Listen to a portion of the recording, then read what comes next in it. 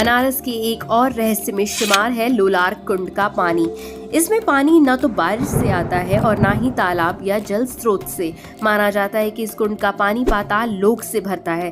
स्कंद पुराण में भी इसका जिक्र है और सूर्य कुंड भी इसे कहा जाता है, क्योंकि शुक्ल पक्ष के भाद्रपद में इस कुंड में सूरज की किरणें पड़ती हैं और बालासन योग जैसी आकृति पड़ती है। माना जाता है कि जो महिला इस समय यहाँ नहाती है उसे संतान सुख की प्राप्ति होती है। तो क्या है इस लोलार कुंड का रहस्य? क्या ये सच में पाताल जाने का रास्ता है?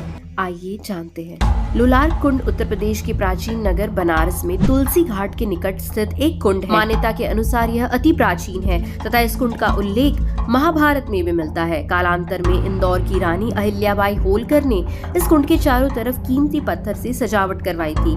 इसी के समीप लोलाकेश्वर का मंदिर है। भादो महीने में यहाँ लखा मेला लगता है और तब काशी के इस लोलार कुंड में डुबकी लगाने के लिए लोगों की भीड़ उमड़ पड़ती है। 80 के भैदानी स्थित प्रसिद्ध लोलार कुंड पर हर साल लाखों श्रद्धालुओं का मेला लगता है। लखा मेले में लोलार षष्ठी या सूर्य षष्ठी स्नान की बड़ी मान्यता है और कहते हैं कि महादेव लोलारकेश्वर संतान प्राप्ति की कामना वाले दंपतियों की मनोकामना पूरी कर देते हैं। लोलार कुंड में स्नान करने के लिए अलग अलग क्षेत्रों से श्रद्धालुओं की यहाँ भीड़ जुटती है। मान्यता के अनुसार सूर्य के रथ का पहिया भी कभी यहीं गिरा था, जो कुंड के रूप में विख्यात हुआ। कालांतर में यह लोक मान्यता हो गया कि जिसको संतान की उत्पत्ति न हो वह सप्तनिक इस कुंड में स्नान कर लेता है और उसको संतान का लाभ मिलता है।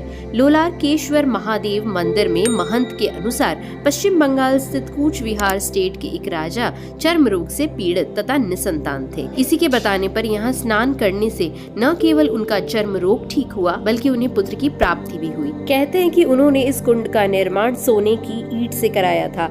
इस कुंड को सूर्य कुंड के नाम से भी जाना जाता है। भाद्रपद के शुक्ल पक्ष की षष्ठी वाले दिन कुंड से लगे कूप से पानी आता है। सूर्य की राशियों के पानी में पड़ने से संतान उत्पत्ति का योग बनता है। मान्यता है कि इस दौरान महिलाओं के स्नान करने से उन्हें संतान प्राप्त होती है। इनके अलावा साधु सन्यासी लोग भी यहाँ मोक्ष के लिए स्नान करते हैं। स्नान करने के बाद दंपति कुंड पर ही अपने कपड़े छोड़ देते हैं। यहाँ एक फल का त्याग करने का भी विधान है।